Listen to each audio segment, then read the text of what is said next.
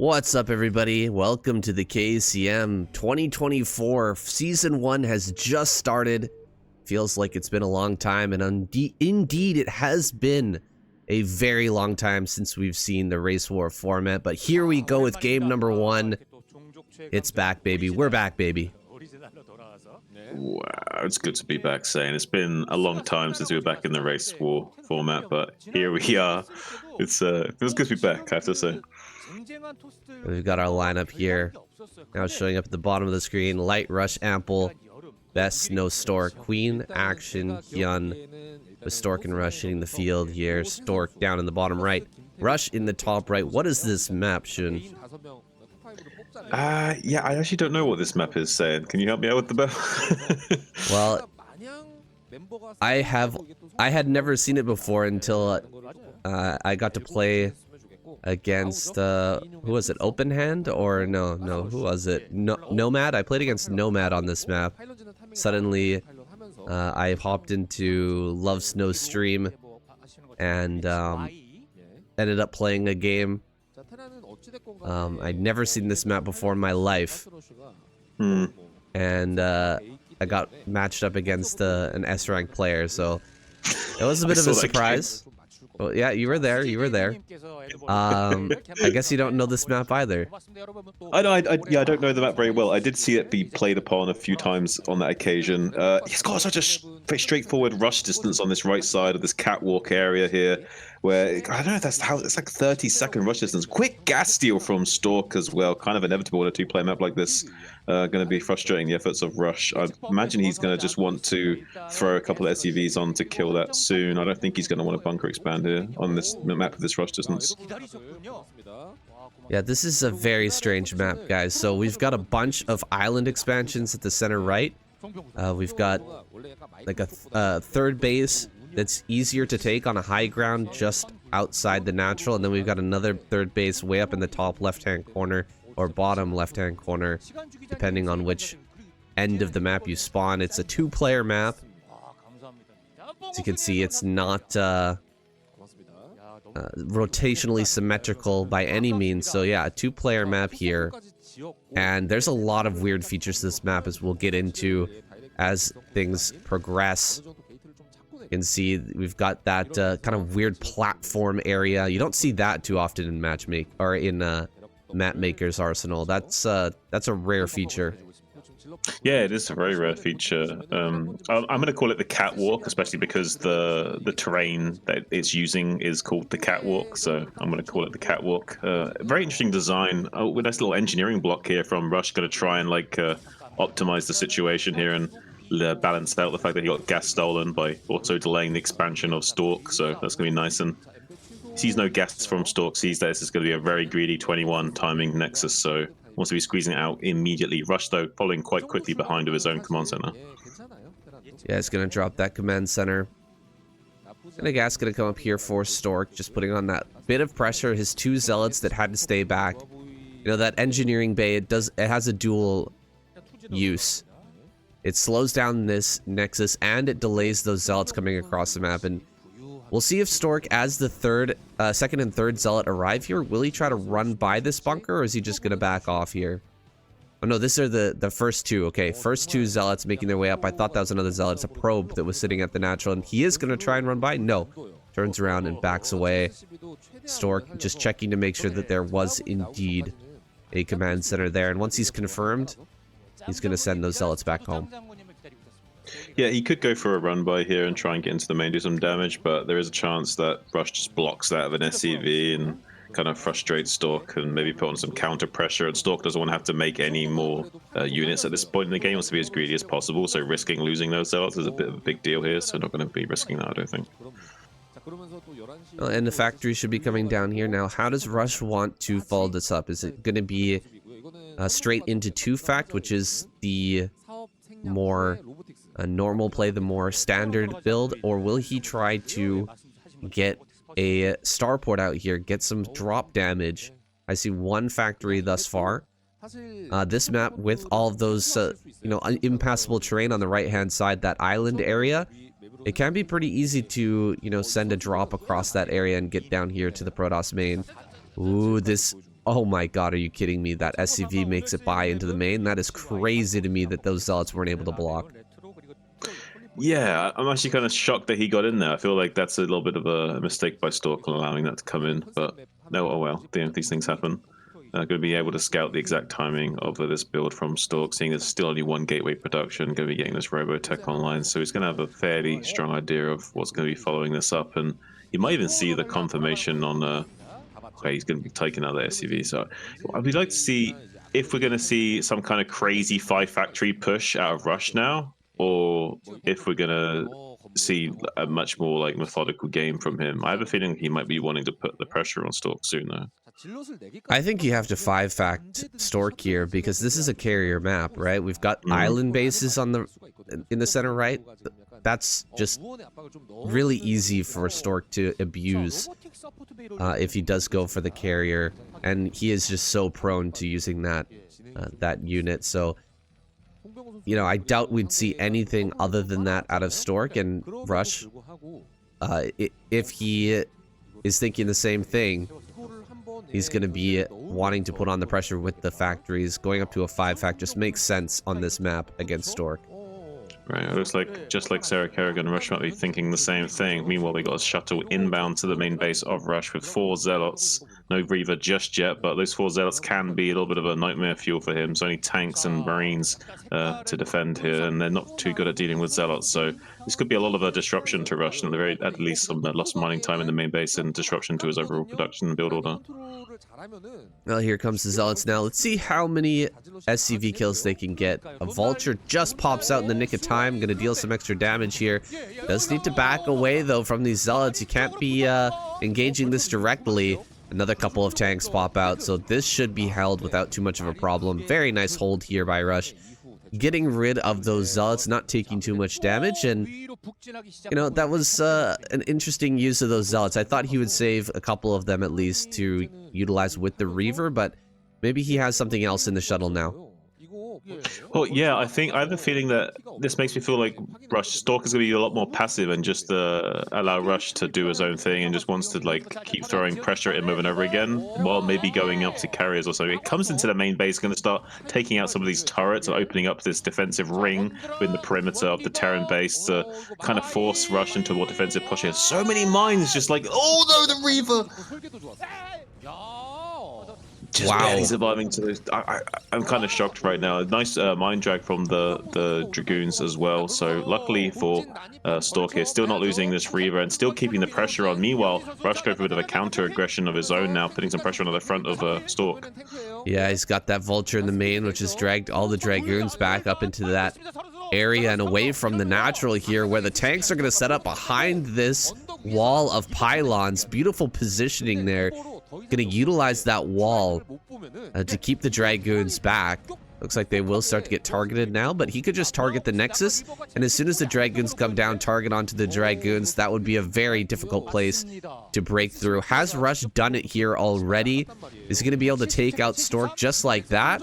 Stork's not even going to get a chance to go into carriers here. Well, he's the king of silver right now. He's not the king of anything if he can't defend against this push. He's trying to desperately come out, but there's so many goons just going splat against these 3 siege tanks perfectly positioned. Here comes the big, beautiful Scarab on top from the shuttle, though. Takes out 3 of the tanks in one Scarab hit, reducing them all down to low HP and labeling those phase disruptor shots to finish them off. And finally, Stork starting to stabilize the position, but took a lot of damage there, and it's going to help Rush kind of equalize things out after being harassed for so long. Yeah, and we don't have a third base here for Stork. He's just sitting on 2 bases trying to macro out a bunch more Dragoons and Reavers coming across the map here. There's such a good defensive position though for Rush. He remade those turrets that were killed off earlier, and he has mines everywhere inside his main. He's got plenty of tanks here. Oh, the Reaver goes down immediately. Stork is just being shut out of this game right now. Yeah, he's not really able to get anything done at the moment, and Rush is also just going to be active on the map with this Vulture to like really identify exactly when Stork is taking this third base as well. So Rush is just going to happily churn out units from these 5 factories and eventually will push when the time's right. And I'm not too sure Stork's going to stop him when he decides to pull that trigger. Shake my head right now, guys. Stork is going to base carrier right now. You can see he just added on a Stargate. His cybernetics core is spinning. He's gonna try and take a hidden base here at the island. It's almost like I predicted this, Shun. It is such a good carrier map, and I can't really fault him for doing this, but I'm not too sure it's going to bear him any fruit in this game.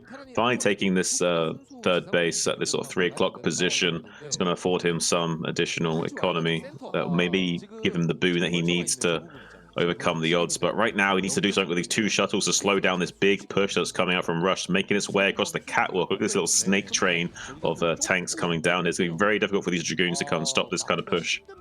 Yeah, trying to get in there is going to be very hard, but he's going to drop Zealots right on top of this. Zealots dropping on top, but the Dragoons are having a real hard time connecting. There's the Reaver shots doing so much damage to these tanks in the back, but he kills off the Reavers and the Dragoons all melt.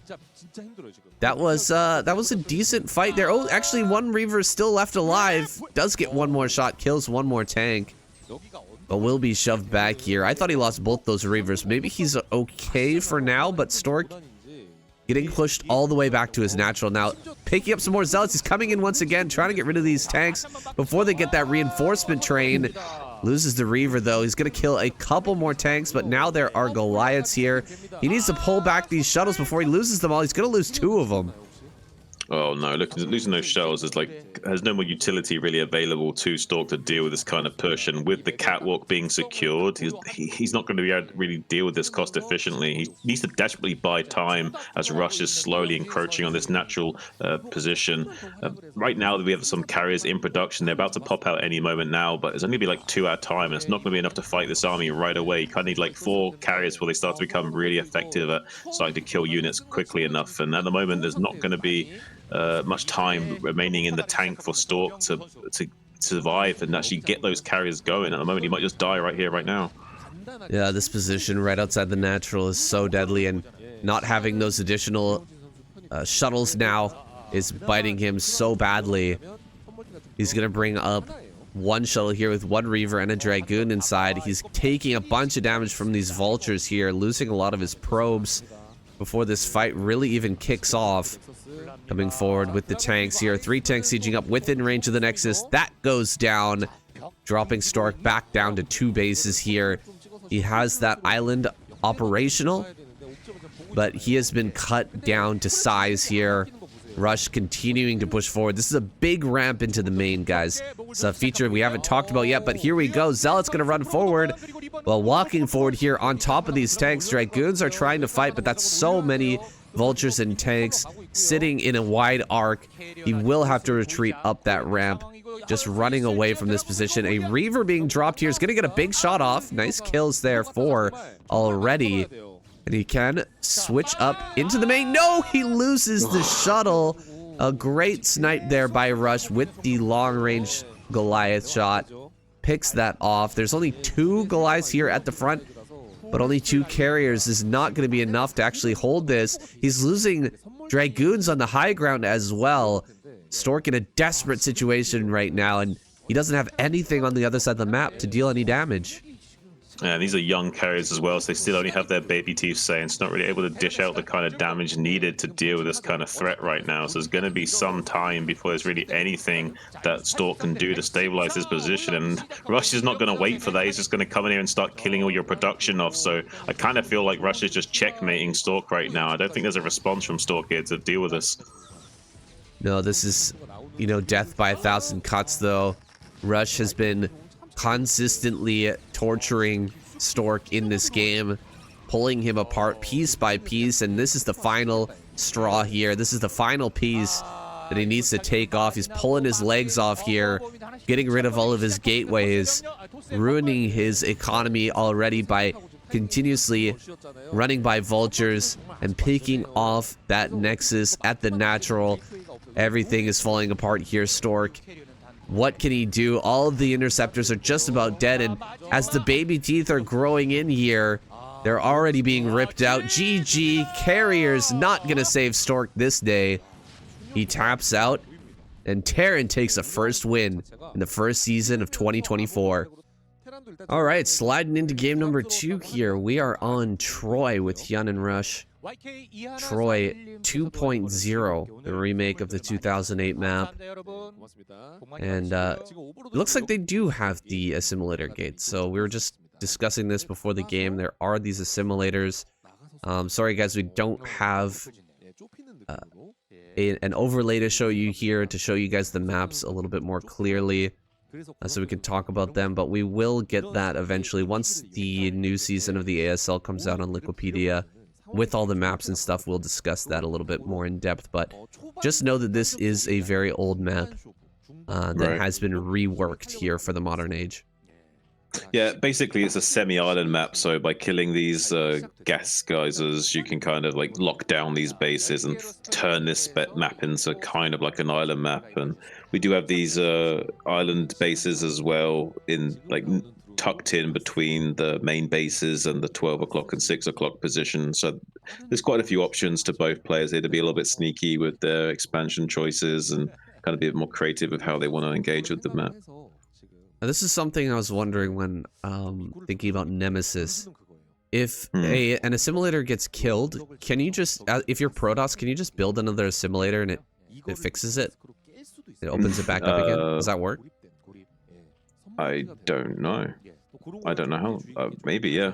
That's what I was thinking. Like, you know, I've always talked about it with Nemesis is killing off the assimilators to make the island, but I never ever saw a Protoss player just build another assimilator so that they could slip a DT into the base or something like that. You know what I mean? Like, you kill the two assimilators to close off that area, and then you feel like you're safe. What if they just bring a probe, make an assimilator, and walk a DT through? Would that work? It would certainly be a good play. No idea. I feel like people should test that just to confirm whether or not that would or wouldn't work. But yeah, I would like to see someone test that actually. Maybe we'll test that sometime. Here, once the maps come out, we can download them and start messing around with them. This is the ASL map pool for Season 17. So these players are getting some nice experience here, and we've got Hyun starting off with the early pool. He's going to be sending some lings across the map, but there's already a wall in here for Rush, so I think he's getting the better end of this. Yeah, it is a very standard setup though. It's basically 2 Hatch Muta with 4 lings against 1 Rex FE with an SCV block. I would say that with the SCV block being permanent and not having to make a bunker, I would say a slight edge to Rush here, but not too much. Well, Hyun, he's going to be going for that 2 Hatch Muta play.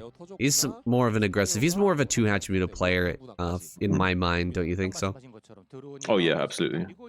Yeah, he's the type of guy who wants to pull you apart early on, but Rush is a very scary player to be going up against. Like, he will punish you every single chance that he gets, and it's very rare that Rush ends up getting pulled apart by a player with just pure Muta.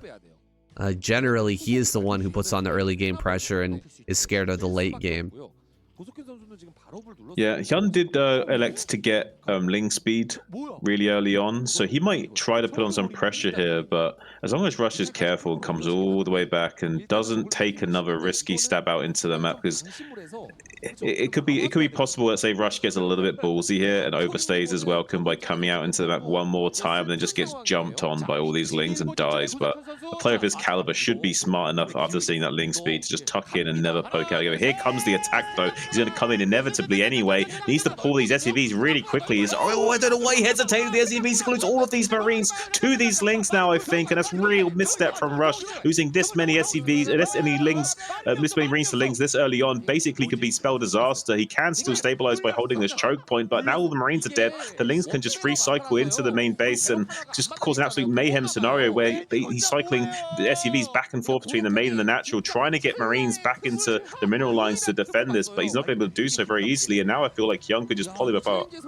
Yeah, Hyun is going to start to pull him apart here with the Lings, and behind this we've got Mutalisk in production, man. This is just a first part of a 2-part rush here with the Marines going down and no turrets are being built right now. Mutas are going to start to fly across the map, and that should be the GG here for Rush. He's just got nothing left right now, and the Mutas are going to start to come Marines are being killed at the moment that they pop out of the barracks here. Ling's just getting a bunch more kills here in the main as well. That Marine not gonna be able to survive, and he really needed to make a bunker here, I think, once he started to lose all those Marines in the wall in so that he could have somewhere for the Marines to retreat to, but they've got nowhere to go. He's getting a great surround here. One Ling gets on top of that Marine, though, and finishes it off. So many SCVs have died here. Hyun is going to get an easy victory. Man, I really thought that Rush was going to be able to hold when he was standing there. And like you said, you know, he wasn't moving out. He was being very careful. But Hyun breaks through that wall. It was not as tight as it looked, I guess. There was, you know, enough surface area for about 2-3 Lings to be hitting on those Marines at any one time. Kind of different from what we usually see, which is just like a 1 Marine wide wall, or 1 Marine wide hole there at the front. This time there was enough space for the Lings to get in, and Hyun takes an easy victory there, bring it home for the Zerg. Okay, Best coming out next here against Hyun on a much more familiar map. We've got Apocalypse next, with Hyun here at the top center, Best down in the bottom right. Nice. What do you think we're going to see here? Like some kind of Hydra Bust? Well, it's going to be a horizontal natural here for Best, and he tends to like to put on the pressure with the gateway, but sending the probe across the map right now for the scout, maybe he's going to go Forge here. It looks like it's going to be a Forge, yeah. Yeah, I think so. I like this. The scouting pattern from the Overlord will be detected right away from this probe as well. So they're going to be identifying each other's positions very quickly in this game. So that will mean that he has to be very sneaky. If he did want to go for a hatchery, he'd have to be very sneaky with how he takes that, because obviously it would get blocked by this probe very easily. But he's not going to go for that. He's just going to go for a very quick pull. So nothing out of the ordinary, just a standard over pull. I think is a very wise choice here from Hyun on this map, especially with the options of a 2-gate being popular. Yeah, and a Forge coming down here is going to send a couple of drones out to try and take this natural, but unlikely he'll be able to get it easily. Nice moving shot there from Hyun, putting a little damage on that probe early, and actually he will get the natural here for free, so Best not going to block that. Do you think he just goes Nexus here? Or will he throw down a cannon? Does he need a cannon first? He can throw the Nexus first, but he has to probably pull, like, depending on how many Lings are made, he might have to pull like 2-3 probes to block for the 1 cannon. Once if he made 6 Lings, he'd have to pull probes, basically 3 to 5 probes. So the cannon will be thrown down here after the Nexus. It's a little bit of a risk, but he's got the probe in here, making sure that he sees everything. And only 2 Lings pop out, so he's going to be fine here. Hyun grabbing that gas pretty darn quickly. He's going to send the 3rd drone down to that 3rd base location. Going to be grabbing that here shortly, but you can see his aggressive play style right off the bat, right? He wants that gas right away so he can get into Ling speed. He can get that lair going and maybe go into some stronger tech like Aspire, get some mutas out on the field and start to harass for himself. Now, starting to mine this gas here, we'll have to pay close attention. You know that Best is watching carefully to see where that gas is spent and where Hyun wants to take this game.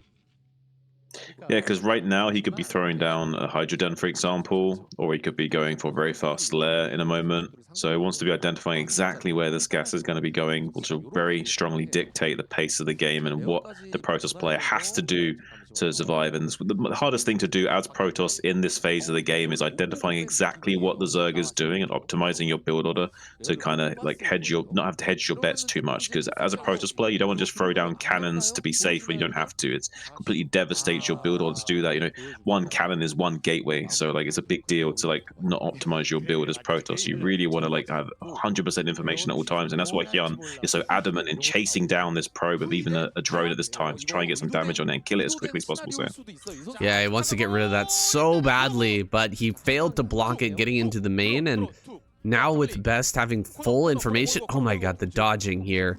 Really good. 1 HP on that probe. So annoying here for the Zerg player to keep chasing that around with the drone and the Lings. but he finally does pick it off, and now Best sending Zealots across the map here to continue to confirm that build, to see where Hyun wants to take this game, and also to put on a little pressure, force out a few more lings. Yeah, he should have 6 lings at this phase in the game at the bare minimum, enough to catch this Zealot and prevent a second Zealot from coming out and putting on too much pressure. Around 19 supplies when you want to make your next couple of rounds of Zerglings if you're playing against Forge Fast Expand to line up with this first Zealot timing. So we see that Best isn't really going to get anything done with this, but what he is going to confirm is exactly how many lings are out, how many drones are being made at this expansion over here, and a lot of that information is going to be confirming to him exactly what he's going to be up against, and that's very important for Best, just giving him an extra layer of comfort and confirming what he's already suspecting. I really love this Spire placement from Hyun, putting it behind the minerals at the natural. I feel like this is something that is overlooked a little bit, even at the highest levels, but the Spire is such a big target for Zealots running by into the main, and most players just pop it down in the main. Oh, there's the Hydra Den over here at the third base. He's really trying to hide that, putting it in a very funny location. It's not going to help him wall in. Maybe with I guess with a hatchery just below the third hatch, maybe he can, make some sort of a wall happen. But that's mostly just to hide the location of the Hydralisk Den. And what is he actually going to do with this here, Shun? Well, he's basically going to telegraph that he's doing like a kind of like a really fast Ogre Zerg style, where he wants to go really quick 2 gas, just go like really heavy into Muters and Scourge, and kind of threaten Best with the air superiority. But the reality of what's going to happen is actually going to be more like a 4-hatch Hydra bust. He's going to try and like 1-2 punch Best out of the game a little bit, and kind of just deceive him with the jab, and like slip him that jab, and kind of like get him to cover up a little bit and be blind to the cross that's going to come in and actually knock him out. And he's done it. He's forced him to make the second Stargate. This is kind of what Hyun actually wants, though, really. He wants him to make this second Stargate, commit to the anti-air, and then hit him with the mass Hydra. But right now, it might not matter. If these 3 Zealots can come in here and disrupt Hyun, this might be a bit of an issue, actually, because if he comes in here and scouts this Hydra Den and kills a couple of drones, this could be enough damage to disrupt Hyun. But he's not getting in there. Oh, he's going to see it. I think he's going to see this Hydralisk Den fighting with the drones. He really doesn't want to let him get any closer. He sees the Hydra. He sees the Hydra. Big scout there. He's adding on cannons. There we go. Yeah, he was forcing out forced out that extra Stargate, and he was really trying to force him to get some extra cannons in the mineral lines as well.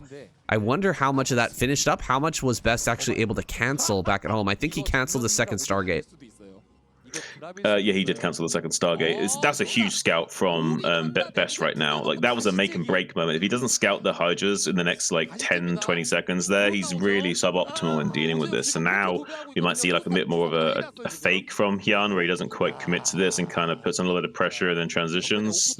Or he might just still heavily commit to this and expect Best not to have enough to defend against it anyway, and hope like he's like a double bluff kind of situation. So it doesn't really matter, because either way, Best is now aware of what could happen. He's going to be trying to adjust his gameplay to best optimize against that. He's going to be sharking around the map with these Corsairs now and putting a lot of pressure on the Hyun to keep his Hydras back and pinned in position to protect the Overlord, so that he can't come out onto the map and put any pressure onto this wall.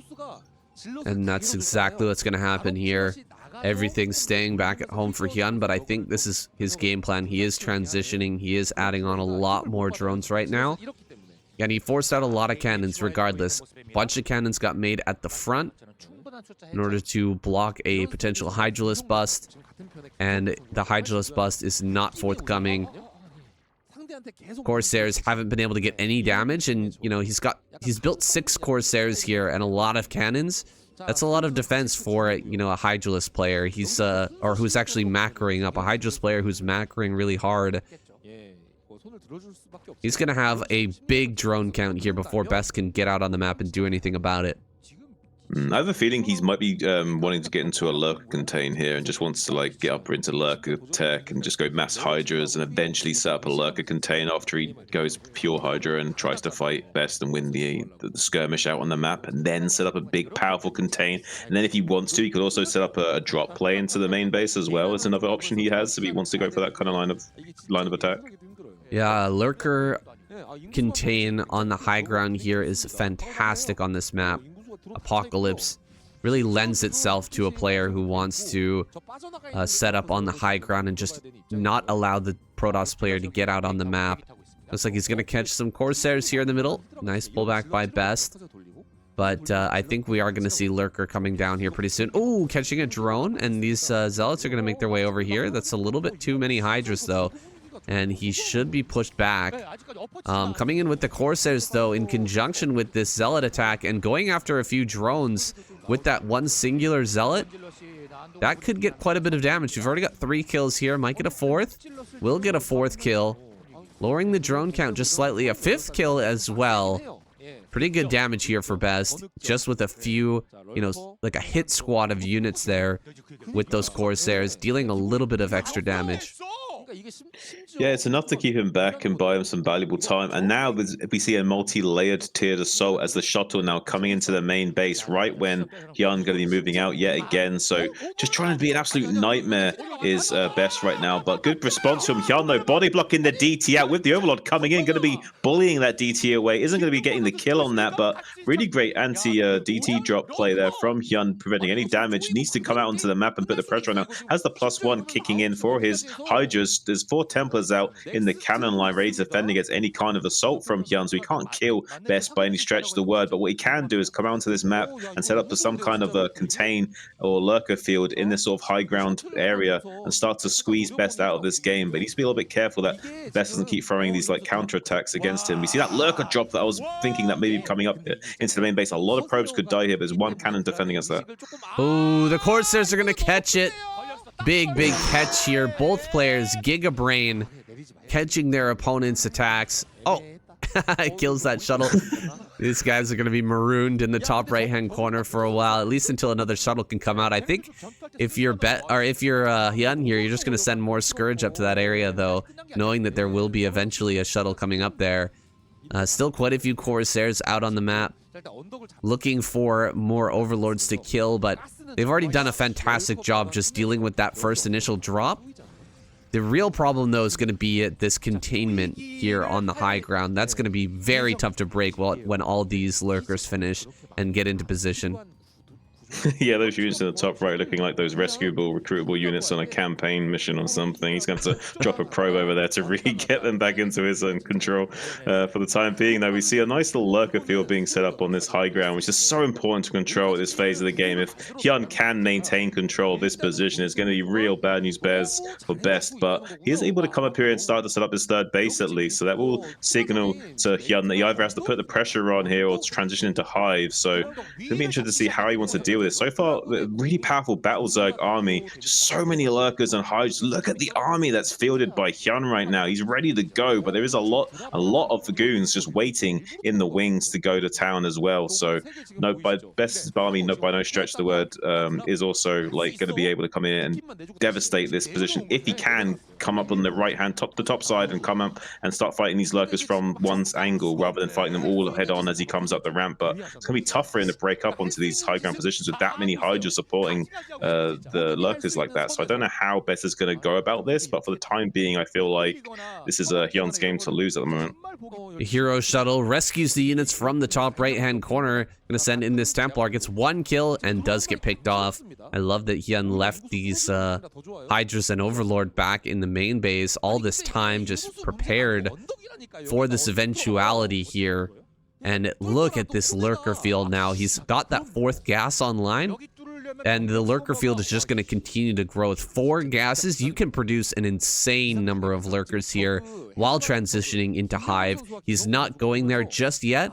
Focus more on actually holding this containment. Best has a lot of Dragoons, but it's going to be so tough to break out of here. Yeah, he's finally just deciding to throw down that Queen's Nest. He's kind of biting the bullet. He understands that he has to transition to Hive from this position and just let Best come to him, and that's going to be what Best decides to do. Starts to storm on the front line. Beautiful Storm's going to be ripping apart a few of those Hydras and Lurkers, but I think Best is realizing that's a big Lurker field to bust into. Not really going to be able to do much there. Instead, just going to launch a little bit of a counter-attack into the main base by dropping a few extra Zealots in there to overwhelm these Hydras and finally get some damage done into the main base and kind of disrupt the ebb and flow of the game just long enough for him to then come back in and start skirmishing while he's distracted in the main base, dealing with this. He can come in here and start to get some high ground surface area to work with from the right-hand side, like I was talking about earlier. Finally can start to fight these Hydras and Lurkers a little bit more cost efficiently and start to rip apart this Zerg army. And finally now, Hyun a little bit out of position, a little bit worse for wear as he starts to make his way with the rest of his army coming into his high ground and start to fight the Zerg back. Yeah, and he lost a bunch of drones back at home. He had drones in the rally point, so you can see Hyun badly distracted by that drop in the main, and some lurkers are going to come up onto this high ground. He needs to reestablish this position. Best is getting forced back right now, but he's still got a little bit of a foothold. A tiny toehold here. Lurker's going to burrow down. They're going to get big shots on these Dragoons, and the storms don't actually hit the lurkers, so everything going to get pushed back here. It looks like Hyun will control the high ground for now. Yeah, there's no more energy in these High Templars, so these Hydras can safely just chase them down and rip them apart with the acid spines and reduce the threat of the High Templar units from the future skirmishes, and then have enough time to set up these big lurker fields once more. So yeah, I feel like Hyun for the time being is going to maintain control over this game, and with this 4th base online and Hive Tech on the way, I'm actually starting to worry a little bit for Best here. He has got this. Oh, actually, Hive is not on the way, you know. So actually, hang on a minute. This does change things a little bit here. With Hive not being on the way yet, there's no threat of chained plagues or anything. So Best actually does have a little bit of a clock to work with. He's not out of this game for quite some time, but he's going to be reduced to 1 base production in the next 2 minutes. He can come up on the high ground here. The small bridge is not, or the small ramp is not being controlled yet. There's the lurkers moving into position now, but he had a moment there where he could have run up onto the high ground, taken that for free, and just held off everything with Storm, but he is allowed that moment to pass, and now a even better containment is here for Hyun. Okay, he's trying to make his way up here now. There is still a little bit of space to wedge his army into, and he's getting up on the high ground while simultaneously dropping here into the main base. Few zealots out here, but there's enough Hydras to defend against that, but I don't think there's enough Hydras to hold this high ground. Instead, he's going to go for a counter, try to kill the 3rd base, it looks like. Can he actually get that kill? I don't think so. There's not enough Hydras over here. Maybe he can kill a few probes, though, while this is going on, while the chaos is unfolding, or force Best to respond to this and take the time to actually reclaim this high ground. An amazing back and forth here between these two players. Oh, he's trying to snipe a Templar right now, but he's losing a lot of Hydras. Cannot be bleeding Hydras right now. You need every single one to hold this high ground. Yeah, it's a little bit painful. I almost wish he just like moved over a lurker or two to assault that 3rd base and just buried the lurker in the probe line. Just got all those juicy probe kills right then and there, but didn't go for that, unfortunately. Instead, now going to be getting these lurker lines disrupted, broken apart as Best reseizes this high ground control. He's currently ahead in about 50 supply. We have +2 upgrades kicking in for Hyun here, this annoying little lurker tucked in the back, trying to do as much as he can to be as annoying as possible. And now we have a 4th base finally online for Best as well, so he's going to start running away with this game and not worrying too much about being mined out in his natural and main now, as he comes out onto the map, starts to explode out of this original position, and now the game state is completely flipped on its head, and it's going to be Hyun in the defensive posture on this other high ground to the western threshold now, desperately trying to set up some kind of defensive lines to prevent this Protoss from wrapping his big gorilla arms around him and squeezing the life out of him. Yeah, he's going to wrap around here towards this 4th base, coming up onto the high ground at the same time. Lurkers are just barely poking out of their shells here. All of those hatching at just the right time, but they are very stacked up and getting stormed down. Brutal damage from those storms, but this is still quite a few lurkers left over. Just a few Dragoons remain. Can he hold on right now? Hyun is just barely going to be able to. Oh my god, 15 kill lurker. What? Where did that come from? I thought he killed that lurker. No, he didn't. He was just chilling there. He ran out. No way. Oh my gosh, making a massive mistake here. Best loses 18 probes to a single lurker over at that base. He just now noticed that his entire economy's been ravaged. His game's just been flipped back on its head once again. It felt like Best had seized the initiative, but he loses all those probes. Now he's going to be on the back foot here for a little bit. Yeah, he's also lost the gas mining at that base for some time as well. So there's a little bit of time here where he's not really getting much gas in the bank as well, which is going to slow down how many Templars he's able to produce, which is going to further kind of like, take that wind out of his sails just that little bit more. He's still in a good position here to come in and deny this drop, though. Unfortunately, I don't think this everyone's going to unload. And yes, definitely not going to be able to get anything done here for his efforts, and that's going to be one little win for him, one little feather in his cap. But at the time being, it's going to be hard for Hyun to come in here and take this high ground away from Best again. So Hyun's just going to go for it anyway and try and dive into a small contingency on the south side of the map, though. And I think that he actually can do it. There's not quite enough High Templars here to storm all these Hydras. He does try to blanket those Hydras while in retreat. Meanwhile, though, Lurker Drop going to be coming back into this third base location, getting more probe kills. Number 3 quickly biting the dust to those subterranean spines of that Lurker as it rips through that mineral line. The cannon's going to be finishing up and dealing with that in short order, but not before losing a lot of mining time and some probes there. High finally kicking in for Hyun, so finally we can get some Defiler mounds built and get some swarms going, get some plagues going, and finally start to trade more cost efficiently with this Protoss army. Having to retreat wisely away from these storms and not try and challenge his high ground position for some time, I feel. And I think right now he just needs to get some plague out. Getting the Defilers out here is going to be big. Also, getting those upgrades rolling once again. He does want to get to +3. He wants to get armor as well, but so far, the upgrades have been a little lackluster here for Hyun. He's been focusing so hard on holding that containment, and since it's been broken, we're a little bit behind. We're a bit behind the curve on where we want to have that, when we want to have Defilers out. Defilers are not yet ready, and the upgrades are not looking good. So I doubt that he's got any melee attack upgrades. So trying to switch into, Crackling here is going to be very hard against this Protoss, who has probably +2, +3 armor at this point. Trying to run up here on the high ground, spurring the Lurkers, but getting absolutely obliterated by storms. A few of those Templar can be focused down right now, but the storms are just annihilating these Hydras. And Hyun just starting to fall apart, I feel. He doesn't have much left behind this. There's nothing on the high ground for him. Throwing away that army, trying to break that high ground there from Best, this might have been the final blow. Yeah, I feel like he's really underestimated just how big Best's army was, and he's trying to kill it with a Battle Zerg style army, and he just can't at this phase of the game. Like, it's just too big of a Protoss death pool to fight with Battle Zerg anymore. You need to transition into getting those Defilers ready. I know he doesn't have the upgrades to make that optimal, but he has to use Defilers to beat an army like this head on, and unfortunately he's tried to bite off more than he could chew, and there's a lot of gorilla to chew through, and he might have got through some of the muscle fibers, and like Best is a little bit bloodied and bruised and what have you, but he's still just going to end up tearing off your arms at the end of the day. As moving up here towards this high ground one more time. That's a lot of Archons, though. He's going to focus down as many as he can. He's trying to go after the Observers, but there's 4 Observers here. Plenty to shut down this Lurker play. He managed to snipe 2 Observers, but that is it. GG. Hyun taps out. Best rolling him up and stuffing him in the bag. Another win here for Protoss, or I guess the first win for Protoss here in this season. Best takes it home. Ample versus Best can be our next matchup. Not surprised they sent out Ample next. He's going to be taking on Best here on Polypoid. So another familiar map here in the map pool this season.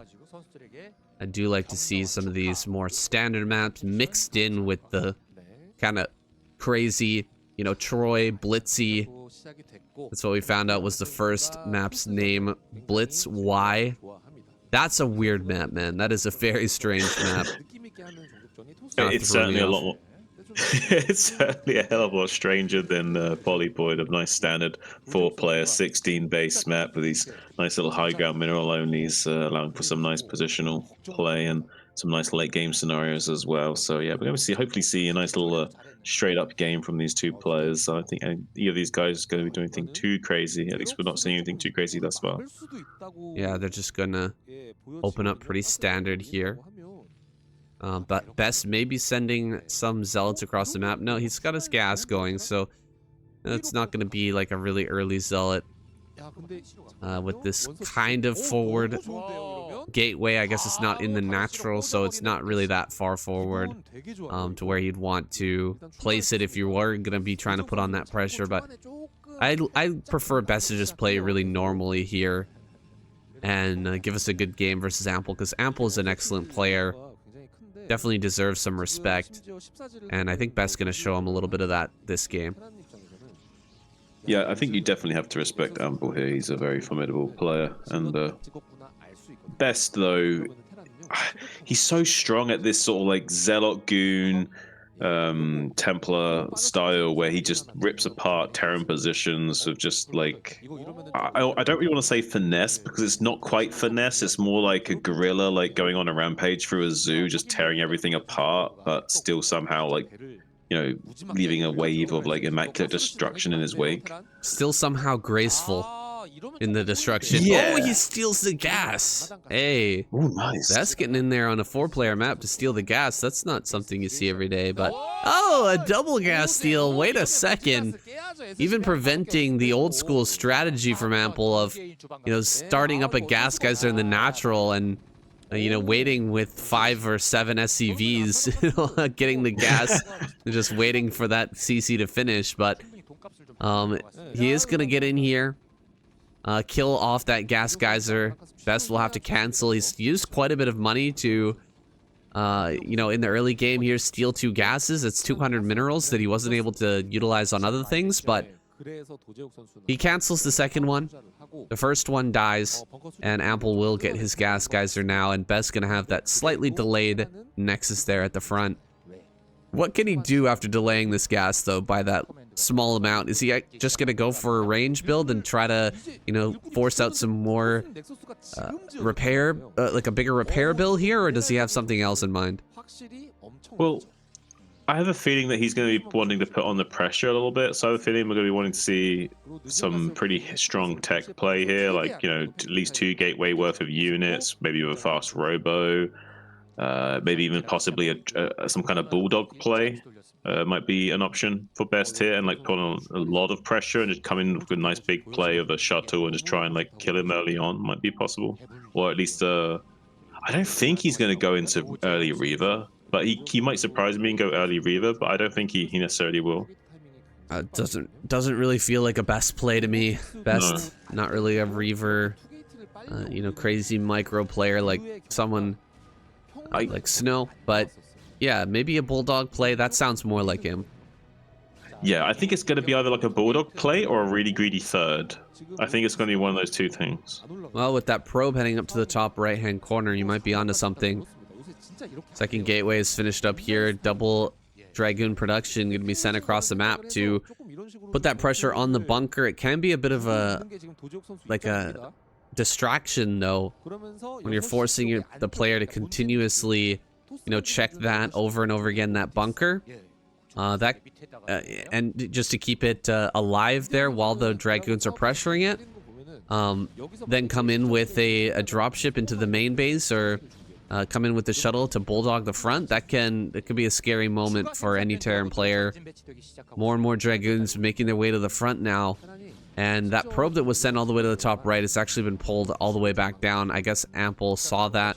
He went and found out that probe, and now it's just kind of like going around the map chasing this SCV. I'm not sure what the actual plan there was for Best, but I guess we won't find out.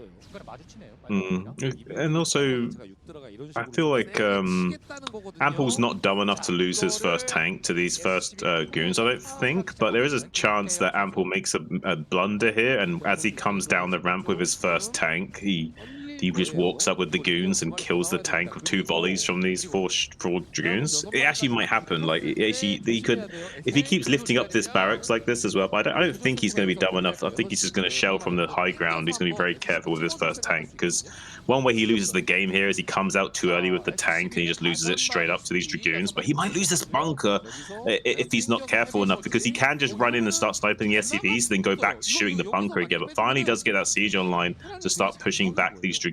But it looks like Best is going to try and make him pay the maximum amount of tax on this repair bill, though. Gotta pay the Protoss tax. Dealing all that damage to the bunker, paying up that repair bill. Ample holds on. That was a little bit of a precarious situation. There's a lot of Dragoons out here in the front, which you've got to be quite scared of. But he looks like he's thinking about pushing out here with these tanks. He's looking for... Oh, he pulls in a couple of Dragoons. A nice move there by Ample. Baiting those in. I thought he was going to try and just get barely in range. Siege up 3 tanks and try to get a one-shot on. But pulling the Dragoons forward with the SCV was a really nice move. And he gets a free Dragoon and, you know, makes up a little bit of his money there that he had to pay in that tax. Now he's got a free unit. And Best just gonna have to fall back. I mean, he got a nice little tax rebate there, I have to say so. Ample here getting some vultures out on the map. He's actually faked out Best pretty well here. Best thought that he was going around the top side, but he turns around and then Best catches him with those extra Dragoons. So looks like the vultures might not be able to get out. Okay, they are gonna get out now that the speed is done. No way to catch these. They're going to be sliding out on the map, looking for some damage, looking for some good placements for these mines, just making sure that he knows exactly where Best is, and maybe he can slip in somewhere. No, Best locked down tight everywhere, and he has an observer out now, so he's going to be able to clear these mines as well.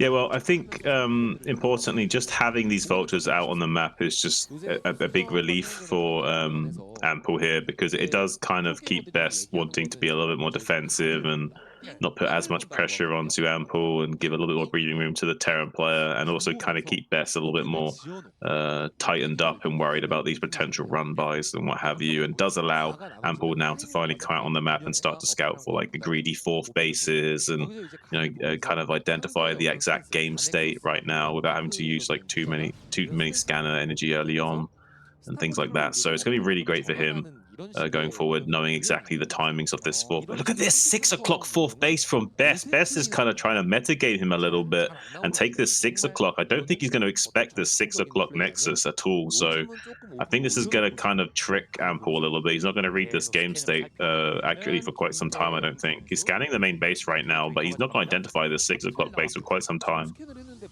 The Reaver came in there for a moment. We didn't see what it was doing, but I don't think it has any kills just yet. Best not able to delay that CC at all, but has that 3rd base or that 4th base online, as you were saying, and in kind of a precarious spot that may not end up getting scouted for quite some time.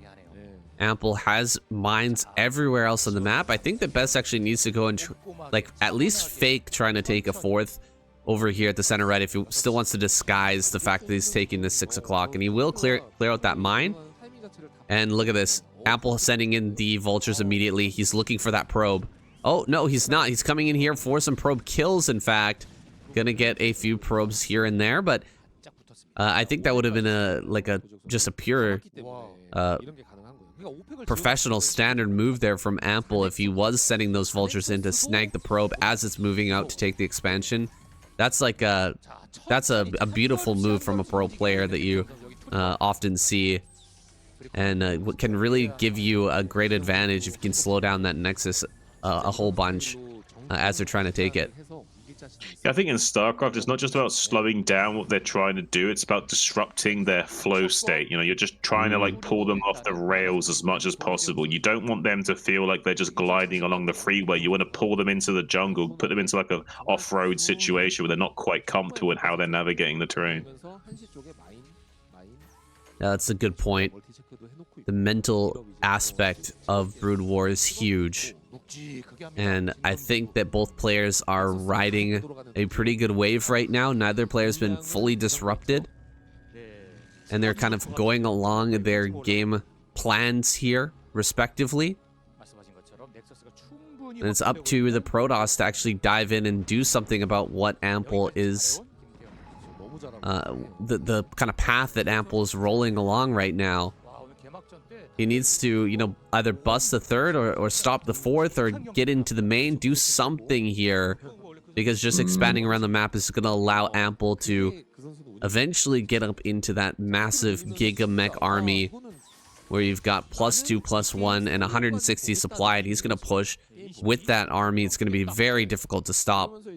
So what will Best do to throw Ample off the rails here. What will he do to disrupt that flow state?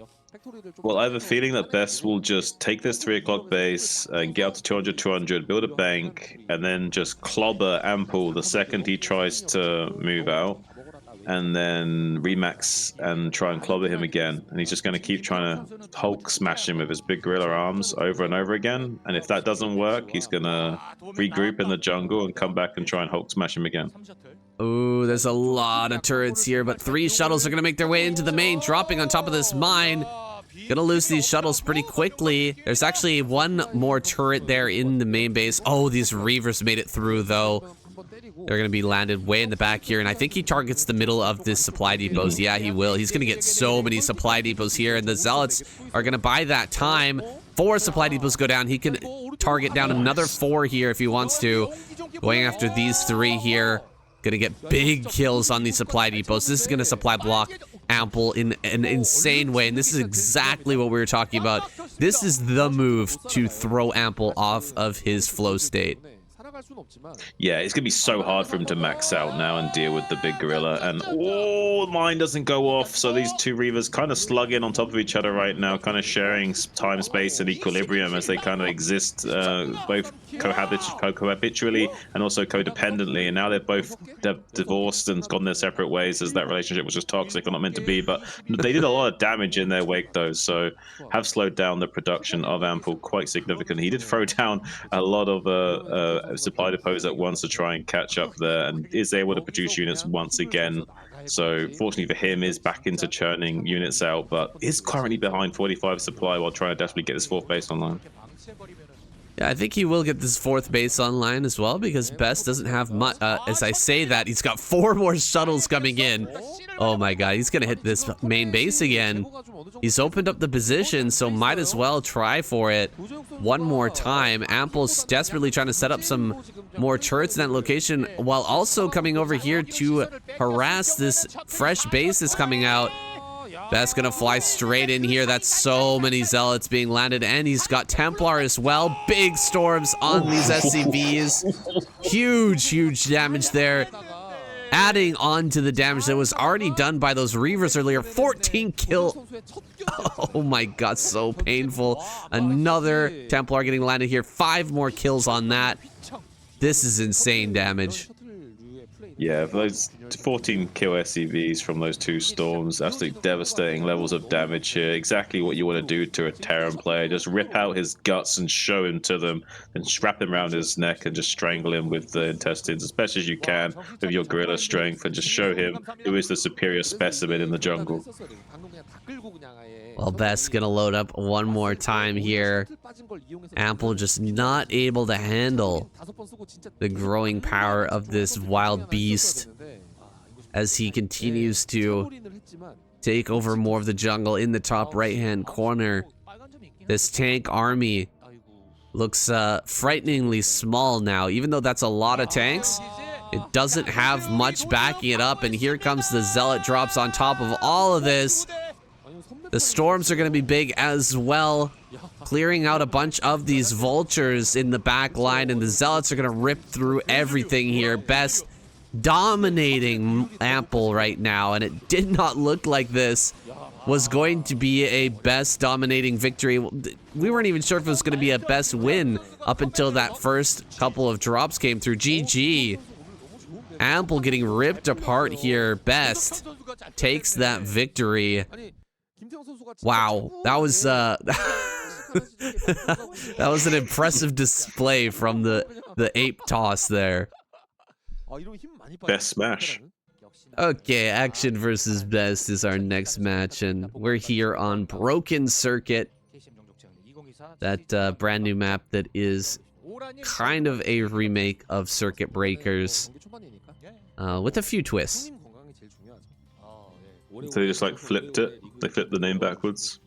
Yeah, that's right. Okay. They flipped the name backwards and nothing else. No, there are a few changes. There's a few like different high grounds that there weren't there before, right. And you know, the bases are set up a little different. Right. Yeah, it's not as wide open of a center anymore. There's a few obstructions in there. These eggs as well have been added to the naturals. So there's a few different things that have been messed There's around less with here. bases as well, right? There's 2 less bases. Yeah. There's a couple less bases. There's high ground bases instead of the low grounds that there used to be. So you know, it's an interesting little re-thought out or you know, retouching of this Revamp. kind of fan favorite map. I think this has been a map that's been gave us a lot of games back in the day. I say back in the day, it was like a couple years ago, right? On ladder. Yeah, I would say this was a very popular map for quite some time, for sure. I mean, even when it wasn't in the pool, people were still wanting to play this map quite a lot. It's a very balanced and very heavily macro-orientated map, so it does allow you to get good at the game and have fun playing at the same time. So those maps tend to be the best to play on a lot. Nice little drone drill action, potentially can deal with this. Oh, he's having some issues getting those drones across, actually, so it could be a little bit of a sticky situation. Best did the thing where you just like build a pylon until you've got your forge finished to then build the cannon to make it really hard for the drones to slide over there. So it's gonna be frustrating for Action to deal with this, but I'm not sure if he's gonna. Is he just gonna not deal with this? Like, what's he doing right now? I think he's gonna try and deal with this with the sunken Creeps? colony. Yeah. I think he's gonna try and sunken this.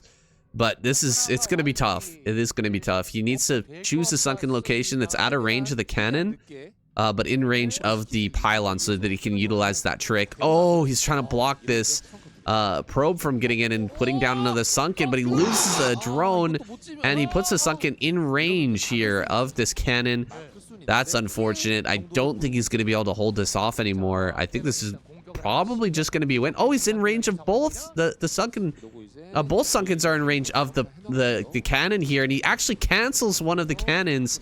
Both the sunkens look like they're about to finish. This one going to be brought down to just 150 HP, so it drops down to just 50 HP after it finishes. And now this one is in range. He is going to kill that cannon. Okay, barely holding on here. Action having to utilize 2 sunken colonies, though, and he lost a drone. That's a lot of commitment.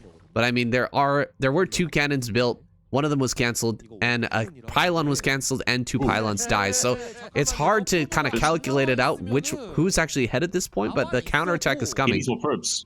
Yes, he needs more probes to block this really quickly. The Action is coming right now with 8 lings. He needs to pull probes desperately. He needs at least 3 probes to block this hole, ideally 5. So he's brought 6, which is a very safe amount to bring here to make sure nothing can happen to him. And he is a very worrying situation to be in as a Protoss player, because 8 lings can just come in here and wreck your day. So you need at least 3 to 5 probes here. And he pulled the absolute safe number, which is 6, because you don't know exactly how many lings could be coming behind this as well. So luckily for him, going to be stabilizing his position.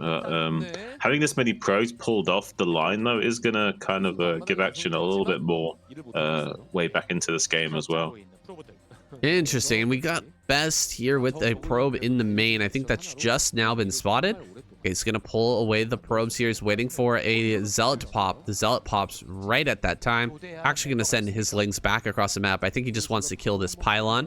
Oh, the Zealot's moving out, though. 8 lings kills this Zealot. Easy peasy. And he gets this around as well. All right, the Zealot does slip out slightly, but I don't think he's going to allow this to get back home. Yeah, he should be able to catch this with some manual move commands. Oh, actually, he actually made a little bit of blunder there, but he won't quite catch it, I don't think. I think it just barely gets back home in one piece. Oh, look at that. 13 HP. Can you believe it? Like, never lucky, guys, huh? No, never lucky. Action. Not able to get that kill. He needs to come over here and kill this pylon. That's a pylon that's providing more PSI or... no more supply here for Best at the moment. If he killed that, he would actually be supply blocked and might not be able to make a Corsair. So coming over here and killing that is going to be priority. Stopping these Zealots from coming out on the map is also going to be very important for Action right now. He's got this 8 lings here just waiting for those to move out. But there's only 3 at the moment. Pretty soon we're going to have more than that, though. And this few lings not going to be enough to actually hold that back. Another gateway coming up here. I think that Best is going to follow this up with just a pure Zealot timing attack. It looks like he's got the +1 upgrade coming. He built the pretty quick second gateway. So he's not going to be able to afford, you know, too many more gateways. He's just going to be pumping as many zealots as he can here off of 2 gates and coming across for a big pressure play once that +1 is done. But he only has 1 cannon, which makes me think he's not going to push out with zealots right away. He's going to wait for the Corsair to go across the map before pushing out with zealots. So he probably wait until zealot speed is done before coming out, because he might be worried about Ling backstab. I think he's going to start a cannon here to get the second cannon going, and then wait for like a couple zealots to pop out of that second gateway. So he should have like maybe 10, 12 zealots. I don't think he waits for speed here, though. Neither of us are Protoss players. So, oh, there's actually the Citadel. Okay, so maybe he is waiting for speed here. I might be wrong. Neither of us are Protoss players. So, we are going to be just kind of guessing here as to what best plan is. I mean, with speed, it's just a much better attack for sure. Yeah. +1, of course, makes it really, really strong as well. Losing 1 Overlord here is also a bit painful because he's not going to be able to produce Lings or Hydras to try and hold this off. So everything lining up pretty nicely here for Best. And just throwing down sunken colonies right now. Action kind of desperately trying to hold on. I think he might have some mutas about to pop out, though. Yeah, well, now that he's confirmed exactly what was going on with that Corsair, I think he's a lot more happy to move across the map with the slow zealots, and then he's going to get into the 3rd base right as zealot speed's about to finish up. So he's got like another 10 seconds before zealot speed kicks in, and he's going to then start to either need to get out of here or get in here and do more damage. But it looks like so far the Sunken's placed well enough that he's not going to be able to come in and do too much damage. There's the zealot speed, like I thought. So yeah, I don't think that he's going to get anything done here, though. So Best's going to have to rotate it back around. Maybe come into natural expansion and see what he can get done here. But there is an entrenched Sunken with some Hydras here as well. So might not be able to get much done. But only 4 Hydras. Maybe he can wrap around those and kill those. Then maybe cycle into the main base and get something done by holding the ramp as well. A little drone drill onto the ramp. Going to be helping deal with that while the Lings wrap around from behind. So we'll be cleaning this up fairly cost efficiently, but not before getting a couple of those drones as well. So I think pretty good damage from Best, but he has lost a lot of these zealots, so I think it's a bit worrying for him actually losing this much infantry for not much not much return on his investment. Is a little bit worrying for a Protoss player at this stage in the game. Yeah, and Action can just build mass drone right now. He's got enough Hydras to hold off these Corsairs from killing any additional Overlords, and you know, Action at his heart is a macro player. And that's where Best is going to struggle. If he really gets into his macro, you know, gets up to a 4th base with a huge drone count, Best is going to have a very hard time. The ape style that he's used to is not going to work against a player who's really evolved and, you know, entrenched their position with big macro, tons and tons of Hydras and Lurkers and Cracklings. You're going to be able to break the back of these straight up Zealot attacks. And now coming forward with another Zealot army, but man, it's looking very, very small right now because he lost so many a little bit earlier on. Yeah, it's going to be really rough for Best because he kind of needs to have a big standing army to deal with this big, massive swarm of Hydras that's going to be descending upon him soon. He's doing a good job of sharking around the map with these Corsairs. He needs to be careful of these Scourge that are popping out so he doesn't lose too many of these for free. But he's doing a good job of manually targeting down these Scourge and being annoying with these Corsairs for the time being. And is being active out on the map with a little contingency of Zealots as well. You always want to do that as Protoss. You don't want to just keep your Zealots back at home at your cannon line. You want to keep them out on the map. They're absolutely useless in your cannon line. They need to be out on the map threatening counterattacks. Kind of cutting off reinforcements and just being a nuisance generally, and keeping them active is going to be very important. We see now Best's going to be killing his own eggs and keeping the unit flow alive so he can get out on top of these Hydras when he starts to set up a contain momentarily. Because right now I think that Action's going to want to start exploding out onto the map. Like you say, he's a very macro-orientated player, but he is also an aggressive macro-orientated player, so he likes to focus on his production, but also while being aggressively in his mindset. So he's going to be wanting to put on the pressure on Best very soon, I think. I don't think he can put on pressure just yet because we don't have that Overlord speed. Absolute essential if you want to get, you know, aggressive as the Zerg player. You need Overlord speed to deal with the potential of Dark Archon, or Dark Templar, excuse me, I'm tripping over my words here because that's a lot of mutas. He's switched heavily into mutalist production now and gonna start to take a fight here with these zealots. He's got to be careful once the Corsairs come in. You got to back away from this. But the Hydras are going to help to push everything back. It's an interesting army here with this many mutas, plus all these Hydras fighting against Zealot Corsair. But getting some good value here out of these first mutalists. 7 mutas is enough for sure to start sniping Templar as well. So he's got to be especially careful here, Best does, as he starts to move forward. A little bit of a storm there. Action gonna have to retreat back across the map, but he's already switching into his Queen's Nest, getting up into that hive and adding on a lot of drones here for that 4th base. Yeah, Action is just gonna lean on Best a little bit here while transitioning into his late game phase. So even though we see like posturing from Action here, where like he's being aggressive, it's all just to like kind of stall out the game as long as possible while also transitioning himself. So he's just gonna keep leaning on Best and kind of hopefully finding some damage whenever he can, maybe delay the 3rd base, maybe snipe some High Templars here and there. He just wants to lead on his opponent as much as possible while also being heavily focused on his own macro and production. So that's why I like Action as a player. Like he's very good at like mixing up his ebb and flow. Like he's both being aggressive and focusing on the long game at the same time. And I think that like players of that caliber that can do both are like really scary. And he will get that 4th base operational. DT slipping out on the map, making its way over here towards the bottom right. We haven't seen any Templar snipes just yet, and actually the Corsairs catching up with the mutas a little bit. Oh, this is bad. A lot of lurkers being made right now, and the DT might be able to slip by. No, gonna back away, turning around and walking it back. So Action is gonna be able to have that natural, and with the natural comes the main base. Or actually, I think this is the 3rd. Is that the 3rd location? No, that's the natural. Am I right? This is a little bit weird on this map. I think that actually might be the 3rd what Action took down in the bottom right. No, the 3rd? Oh, yeah, sorry, yes. You mean the 3rd to the bottom right base, yes. Yeah.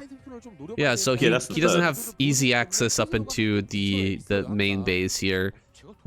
Just a 4th base right now for Action as Best makes his way down here. He's gonna get caught moving across the map. Templars are gonna get taken down. 2, 3 Templars fall. He forced out the self-storm there. And Best loses 3 Templar, 4 Templar just before this fight even happened. So Action, he could be looking to engulf this army now. With the lack of storms, that is a serious threat. As Best moves forward, he's going to try and take this 4th base. Action's got to stay 1 step ahead. Where's his 5th?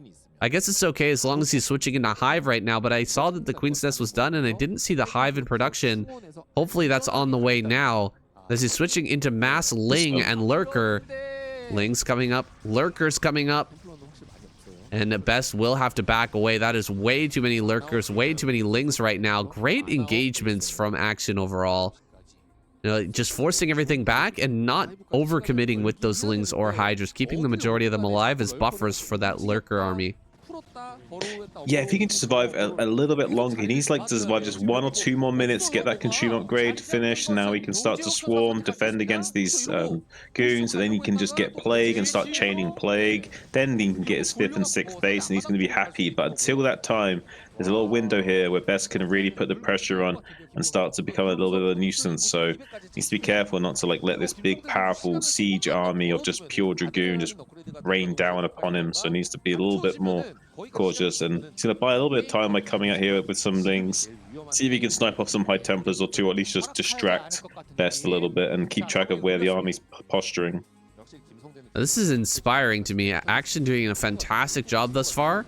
Looks like some DTs are going to come out and kill off a lot of these Lings while Action is distracted down here. He's going to back away with some of his Lurkers, retreat to a more defensible position here.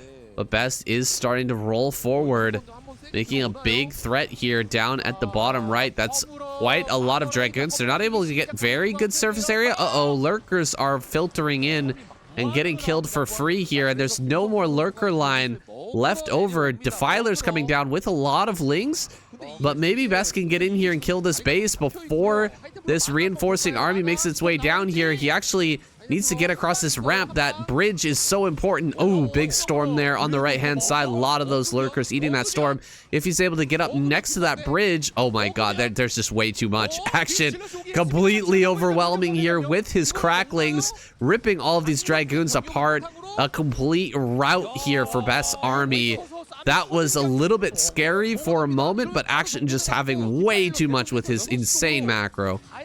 I actually think that was intentional from Best, from Action. I actually feel like he wanted to bait Best's army out of position into that tight choke area so that he could just wrap around and surround him and like just cut off the head of the gorilla before he could get back into the safety of his jungle. That's wild. You really think that was a bait there? I think that was 100% intentional. 100%. I think that was intentional. Holy, that's quite a risky move there by Action if that was intentional. It felt like Best had wedged himself into a really nice position, and had he been able to, you know, really blanket storms on that bridge just to the north of this screenshot we've got here, that bridge right there, as all of the reinforcements are running across, you can lose like 100 supply of Zerg running across that bridge and not kill a single thing. But he managed to get across that bridge with all his lurkers. He's got set up. The storms were pretty good, but the Ling number was just insane. Completely overwhelming. And Best, he's pushing out with another army here, but it's not going to be the same level as what he had before. It's just no Dragoons really left over. And mostly going to be just Zealot High Templar, which should be very difficult to engage with. Oh, and a big Plague as well. Oh, Action is just taking Best apart piece by piece right now. Lurkers are going to come out here. How do you engage this with a pure Zealot army that's been plagued? Not very well, I don't think. I think, yeah, it's kind of a nightmare situation for Best to be in. He's not going to be feeling very comfortable, that's for sure. He's maybe going to be able to delay this expansion going up if he can just target fire that down. So that might be a little bit small win for him, but he may not even get that at the moment because the lurkers are burrowing right down. He's got his army coming down here though, so it's like he's desperately trying to keep the Zerg contained. He wants to keep the virus quarantined right now. Like, but he understands that this is patient zero. If he lets this get out into the greater galaxy, it's going to just take over everything. So he needs to contain the threat right here, right now. And I don't feel like he's going to be able to do that. I feel like this threat is looking pretty scary, and it might make its way all the way back to Aya and, you know, take out his brethren. Yeah, he's coming in here. He's trying to snipe the hatchery. A lot of lurker spines, though, clearing up so many of these zealots. He's focusing it down as much as he can. He's getting rid of the lurkers. Storm's coming down on a lot of these incoming lings, but there's too much. He's going to be able to trap this army and erase it from this map one more time. Best running up to the high ground here, but high ground not good enough to save these Dragoons. All of them will fall, and that fifth base will be secured here by Action. Best limping right now. He's got hardly anything left, sending out just reinforcement wave after reinforcement wave, but it's being met by overwhelming numbers from Actions every single time. Yeah, I don't think, like, really there's anything that Best can do in this situation right now. I feel like Action is just going to be all over him. Like, he can just keep chaining plagues over and over again. There's a beautiful storm there, though. The units were a little bit too clumped up. DT now in the main base might go undetected for quite some time and actually start to flip the script a little bit. If this goes unnoticed for long enough, this could be just what Best needs to start coming back into this game. He's getting pretty much the entire drone line here for free as well, so this could just be the ticket that he needs. Finally now is now actually going to notice that and start to respond. So I don't know, like this, I feel like this might just barely be enough damage for maybe Best to get something to work here, but it's still not looking too great for him. Yeah, it's not looking too good, and the plagues so far have been insane. So much value out of those plagues, getting the majority of these zealots, and now the zealots coming forward. They've got no HP to fight against these lurkers with 3 attack damage. They rip through them so quickly, it's insane. Gonna try to come forward here with some of these storms, but this army will eventually get overwhelmed. It will get surrounded if it continues to stay in this position.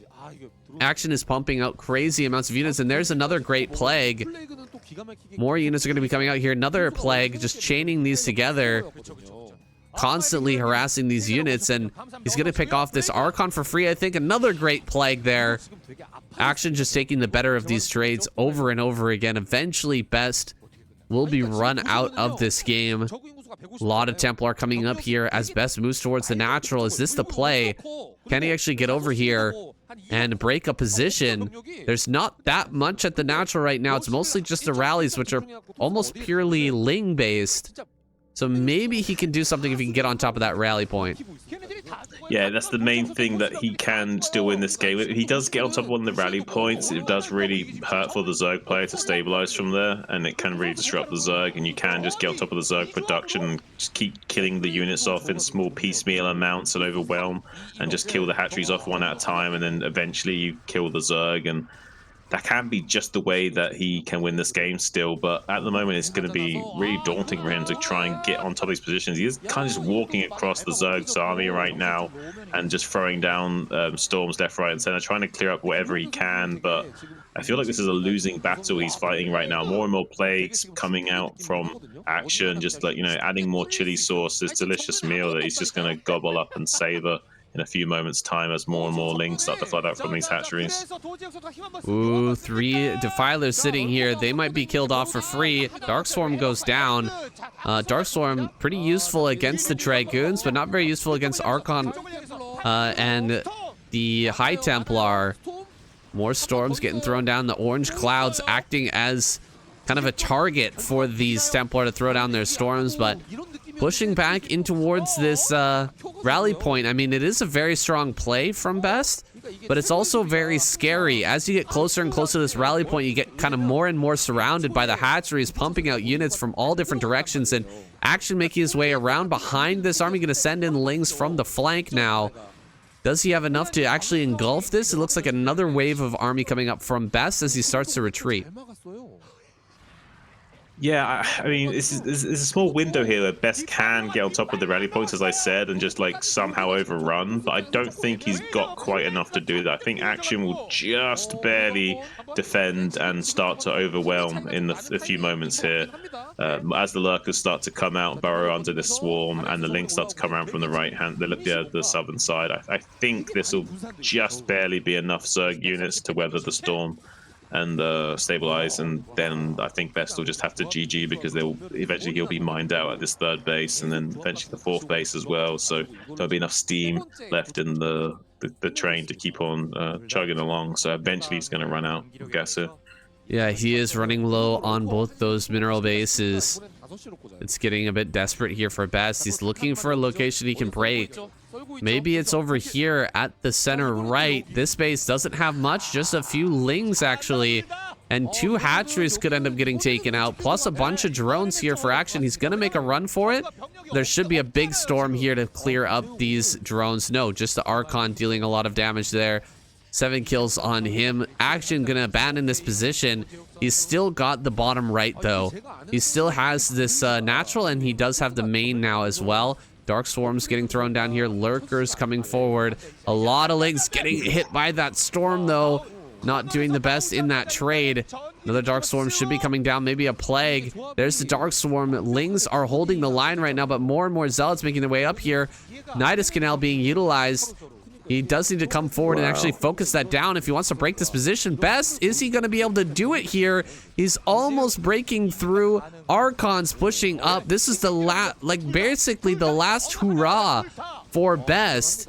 If he wasn't able to break this base, I think he was just going to be out of this game. He is just about out of money right now, but it appears like he's going to be able to get in and finish this Zerg player off. A few more lings pop, a few more lurkers pop. With 3-3, they are very, very strong, but the Zealots get on top of everything. GG! Best wins this game. Are you kidding me, Shun? Wow, I think we were on the wrong zoom level on our lenses. That's not a gorilla. That's King Kong over there on that island, so. Unbelievable. I thought that Action was going to take that one home for sure after he surrounded and killed that entire Dragoon army, but Best sticking on 4 bases. He knows what he knows, and he knows that he can put an army together on 4 bases that it's very, very hard to stop. That man, it was almost like an all-in, right? He did not have a 5th base. He had no plans of taking a 5th, as you can see. He never even attempted to send a probe out to take a 5th. He just kept on going and going and going. until he ran Action down. Action trying to expand, trying to grow further into the bottom right, ends up getting caught with not enough units and finished off there. Crazy, crazy game. All right, light coming out next on Retro. Are we going to see a Protoss victory in the very first week of Season 1? I mean, we're on track for it right now. Well, still, the remaining players are formidable. We've got Light here and Queen waiting in the wings, so Best still has his work cut out for him, but he's done a lot of heavy lifting so far for the Protoss squad. Absolutely, he's come out on form. I mean, it's almost like I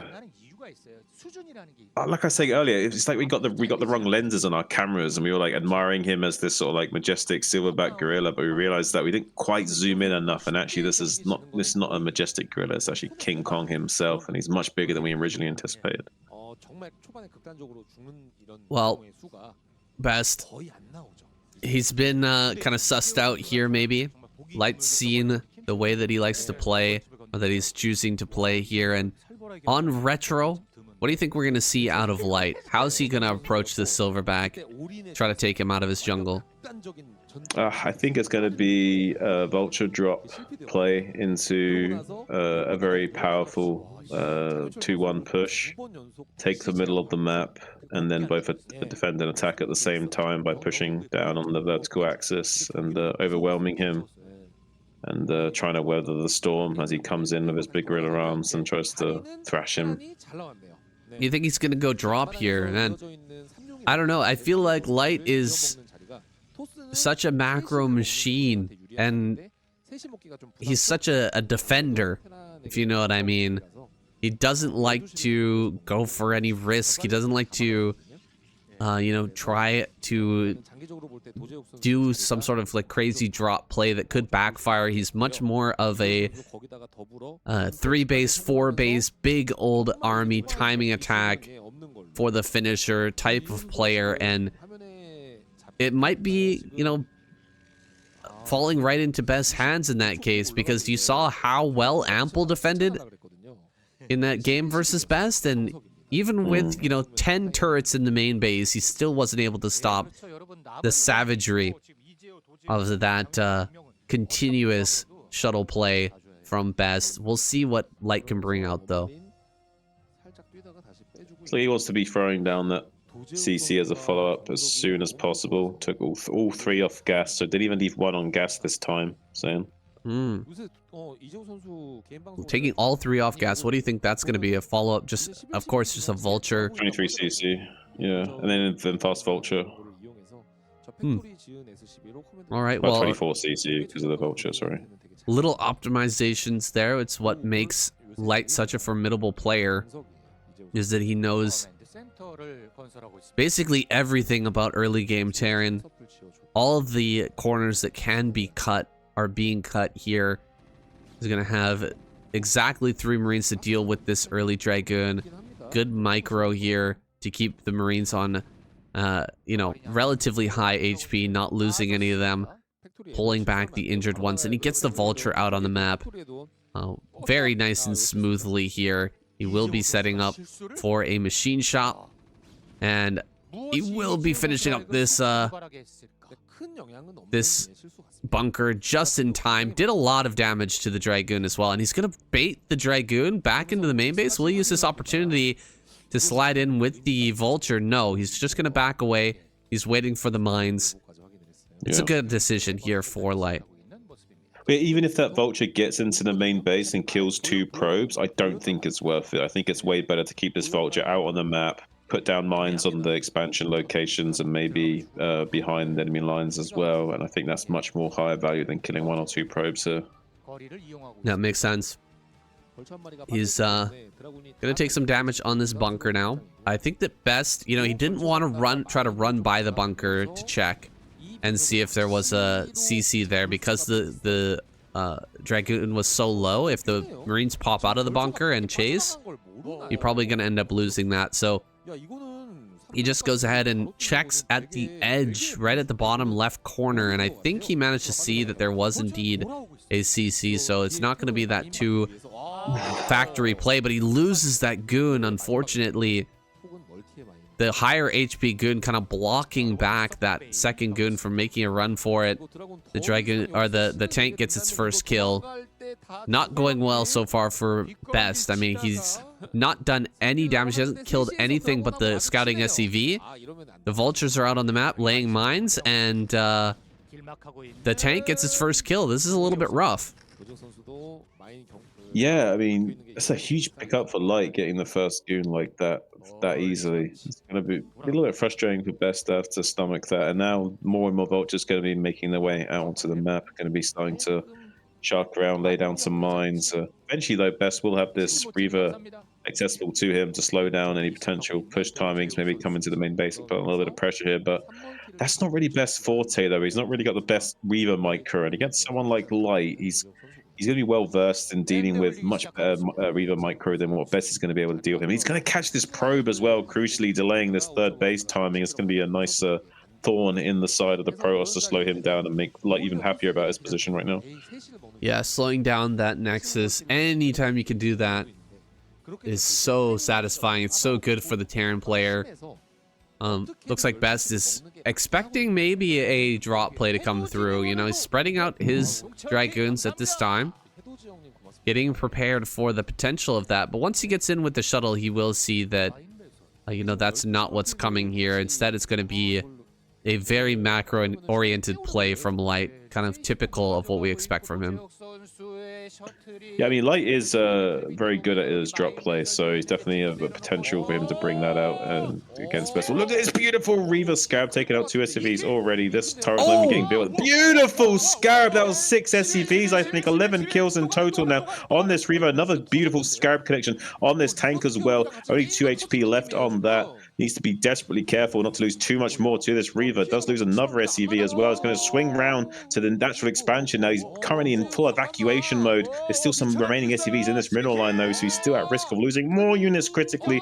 This Scarab will dud though, so not quite getting more and more connections, but comes back onto the main base. There's another SCV train that's vulnerable right now, but Best not quite going to come in here and finish off that SCV train. Instead, just going to try and get out of there safely without losing that shuttle. So I can't believe he got in there, did all that damage and got out of there. Threading the needle between those two turrets. This is something that Light will have to work on. You know, usually he's the one we expect to have like perfect turret positioning to where you really can't get in anywhere with your shuttle. But here, you know, Best exposing a little bit of a weakness in that turret positioning, getting through, getting all that damage, and yeah, getting out as well is huge. That was like 11 kill Reaver, something like that. Really strong opener here for Best. And this guy, he can't miss today. Best just cannot miss. He is just killing it. Every single game doing so well. It's not over by any stretch of the imagination. Light is a machine. He's a T-1000 that's going to continue to rocket forward here. Just crawling on his belly if necessary to rip you apart. But you know, this is a great start for Best. Oh, Light gonna catch some probes here, making up a little bit of that deficit, catching like 3-4 probes after delaying that Nexus. Very painful for Best. He's gonna get around, get a few more. Very nice play here. Oh, one more pylon being made, and he gets 2 more probes.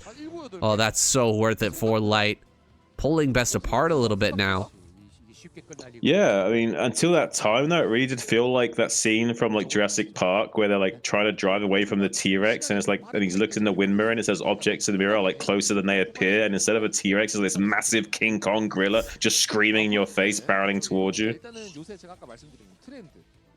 That might have come to pass, but Light slowing down Best a little bit here. It's gonna make those gorilla arms slightly less powerful for that first swing when it comes. You know it's coming. The first charge here of the gorilla in the jungle. When will it come? We just don't know for sure. Light is preparing for that already, slowly creeping out here onto the map. He's adding on a bunch of turrets. He's putting down a ton of factories here as well. It's starting to look like some sort of timing attack off of 2 base, which is not really Light's MO, but maybe he's feeling a little bit under pressure here, like he needs to get something done. Otherwise, he's just going to get crushed under the weight of this this behemoth. Yeah, well, it is two Reavers slowing down his efforts of coming out onto the map right now. He is starting to come across this bridge, and yeah, like Best right now, kind of looking like he just wants to tear off Light's head. Light has done a pretty good job of slowing that effort down a little bit, but it's still looking pretty precarious for him. I still don't feel like he's got a good footing in this game, and I feel like he's a little bit more unsure than he usually is. It's a little bit uncharacteristic of him right now. Even here, losing some tanks, these like little hit squad of 4 Dragoons off to the left-hand side, a little bit uncharacteristic of Light to be losing these small skirmishes like this. And I really feel like he's a little bit shaky right now. Yeah, maybe getting shaken up a bit by those earlier Reaver shots. You know, losing 12 early SCVs puts you in a precarious situation as the Terran player. It's like, not something that Light is used to having happen. He is generally the one with the immaculate defense that's absolutely unbreakable, but he's losing some Goliaths here. He's slowly pushing out with these tanks, moving towards the center right. What is he trying to do right now? Is he going to try and take this base, or is he actually trying to push for a win right now? It feels like he's going to push over to the center right, take that base as he pushes towards the natural. Yeah, he has to kind of do both in the situation, but he won't be successful, I don't feel. Like, I feel like as soon as he starts to move up a little bit more, it's going to be much harder for him to control, like, 2 fronts at the same time. I feel like Best is going to kind of come in here and, like, just mess him up in the next, like, minute or 2. He's already starting to load up a lot of Zealot bombers and what have you, and he's going to have so many Zealots that's just going to flood in on top of these siege tanks. It's going to be really tough. I don't think there's going to be anywhere near enough vultures to soak up the Zealots that are going to be flooding towards him, and these 2 Reavers are going to buy him a lot of time and killing off a few of these units as they come up this 3 o'clock location as well. Oh, he really needs to target that shuttle down. Oh, but he loses more Goliaths. This is really painful. Losing the Goliaths before this big engage comes, where we're going to have huge amounts of Zealots and Zealot bombers.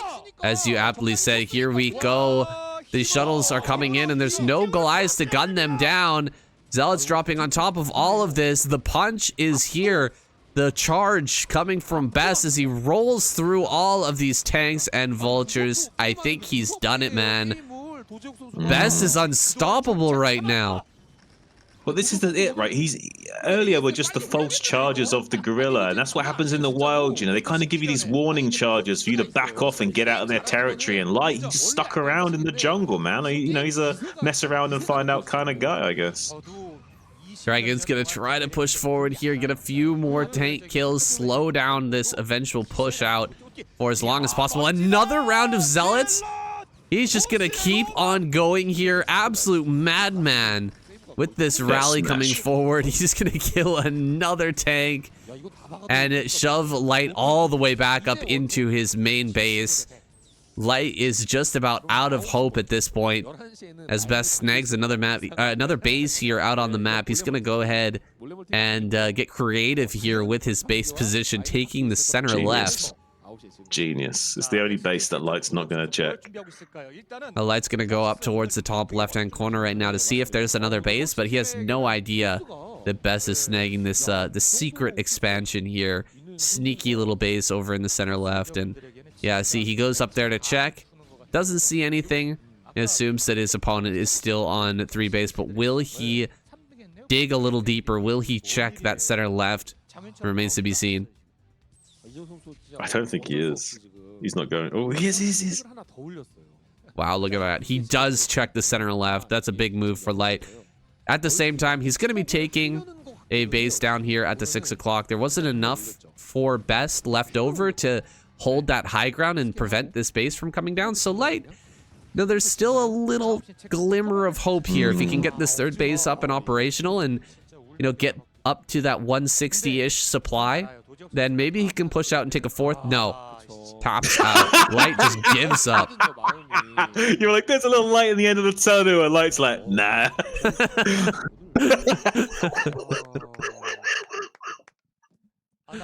Caster's Curse, my boys. Caster's Curse.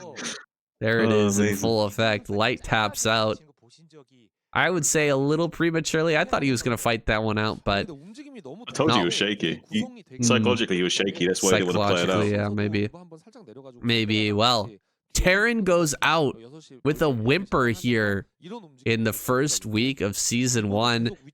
Really surprised to see them go down first, but now it's just Zerg and Protoss with Queen, the linchpin of the defense here. Can he bring it back against Best and eventually against Snow waiting in the wings, which is a scary thought. Best absolutely looking unbeatable right now. Can Queen do it? We're gonna find out.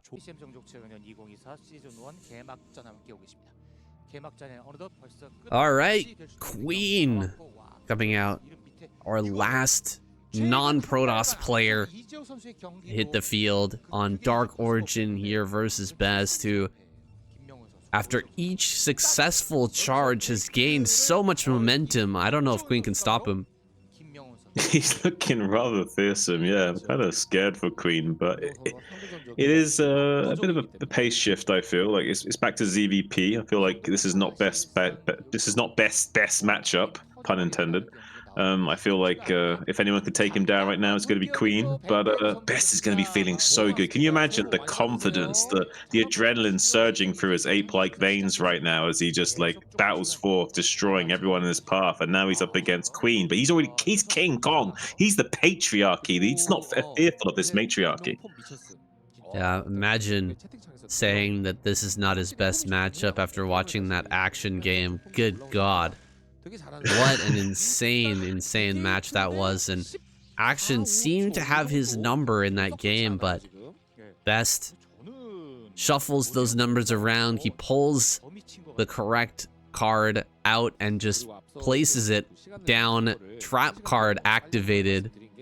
He actually wanted that to happen all along. He wanted to lose those armies so that he could wear down Action and eventually take him out in that late game. Absolutely insane game that was, and I'm sure we're gonna have a great game here as well with now Best coming forward here. This time he's gone for a gateway first to put that pressure on initially.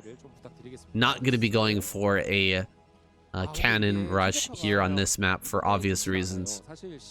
And Queen was good at 11 hatch at his third, saw the probe coming up on the 9 o'clock side, and then was like, okay, I'm going to swing back to my natural and place it there instead. So interesting choice from Queen there.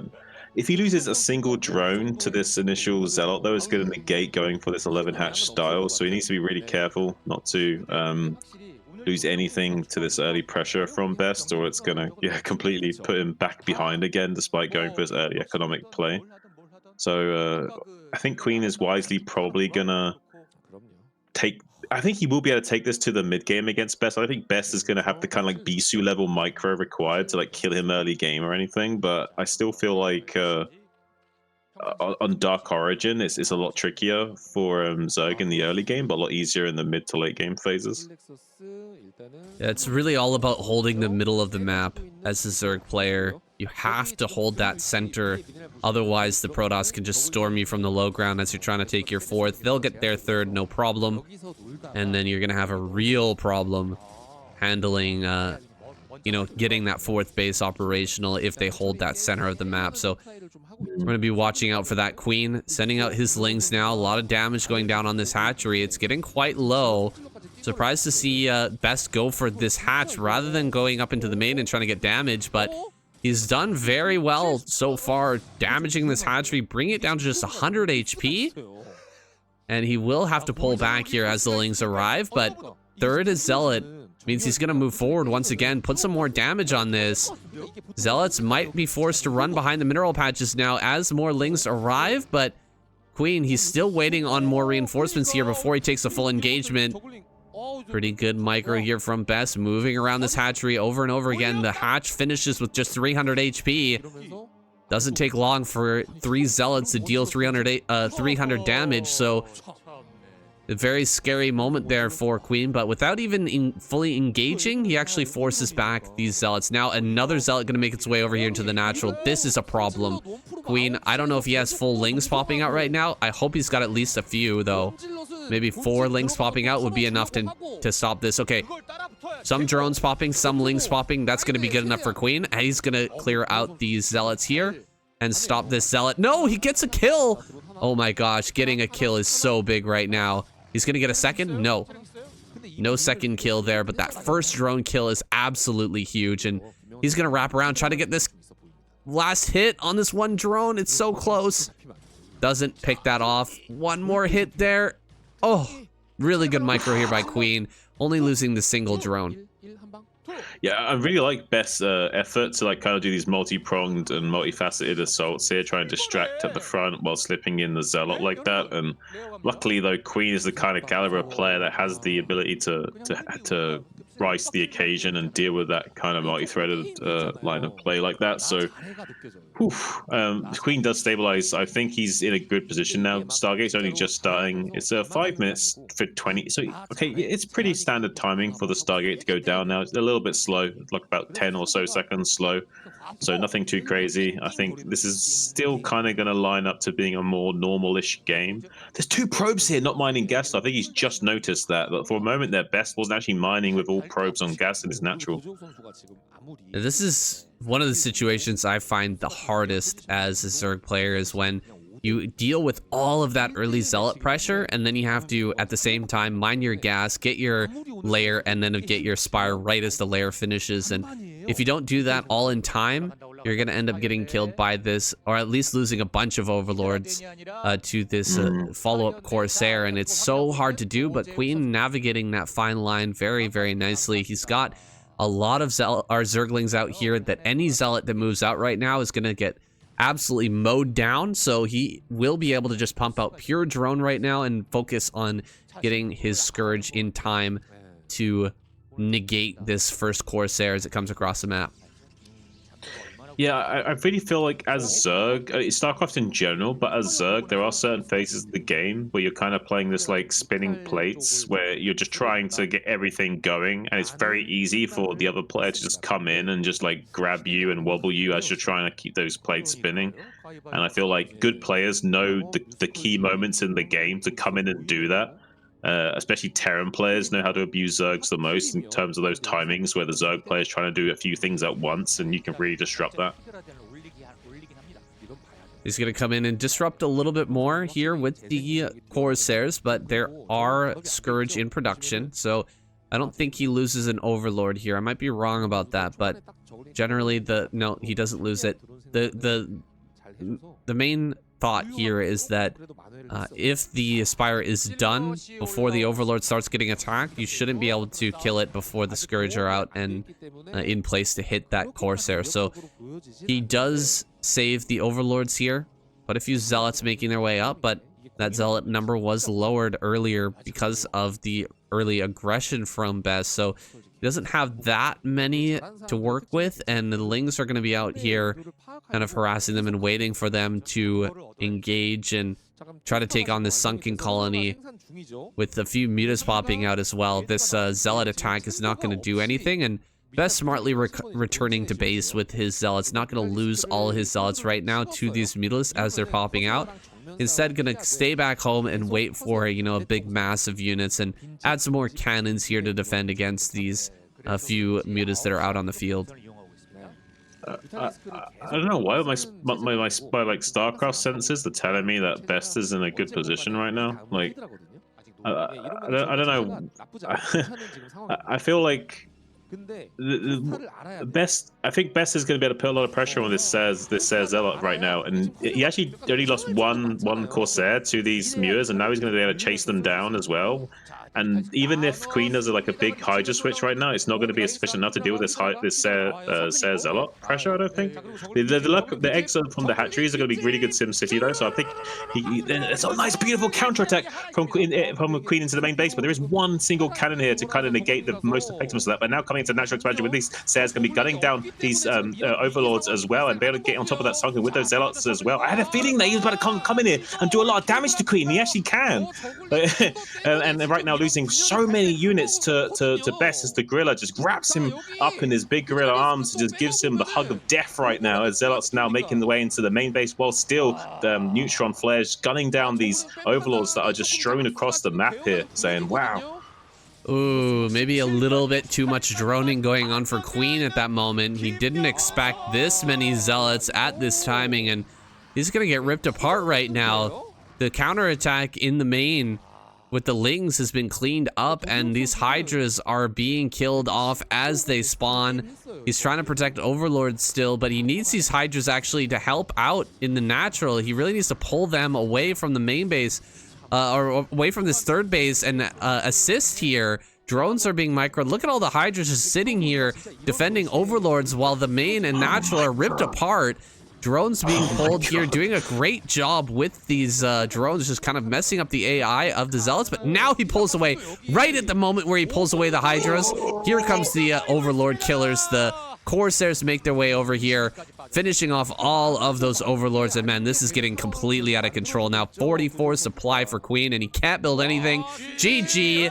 Queen taps out. Best takes it home for the Protoss here in week 1. Snow doesn't even get to play, and I bet he's got a big smile on his face because he just took home a bunch of money. Wow. Best crushing today. Best smash. Wow, saying absolute beast, the specimen, King Kong himself, just coming here, swinging his big ape essence around, and that was, I got chills watching that, honestly. Well, an excellent start to the season here for the Protoss squad, taking that first win. It's great to see because we have seen Protoss kind of struggle in their games as of late. So having them show up here immediately in week number 1. Yeah, it's just crazy performance from the gorilla beast, King Kong himself. Best, just triumphant in every way, shape, or form today. And yeah, like you say, absolutely a treat for all of us here at home. Seeing Protoss coming out strong right out of the gate in the early season kind of gives us a lot of hope for the life of this season. We're going to see some great games probably from across the board, and it's going to be a very tight, close series between all 3 races. Yeah, I think he all killed, did he not? Or wait, 3 Zergs, right? Wait, no. Yeah, he killed all the Zergs. He did. Yeah, I think he did. There we go. He killed them all. He killed Hyun, he killed Action, and then he killed Queen. So all kill here to start things off. Wow, so impressive from Best. And this is the type of play we need from Best if we want to see him take a season of the ASL, man. This is some top notch play from him. Yeah, and he's mixing it up a little bit as well. He's getting Reavers more. He's showing the kind of caliber that you need to be a champion, and I'm kind of excited to see it. And even if we just see good games from him in the KCM, I'm all for it, Zone. Yeah, for sure, guys. So we are back every single week. We're gonna have more KCM action. I'm so happy that we've got the race war back on. This has already been an excellent result here in week number 1, guys. I hope you enjoyed it, and we'll see you next week.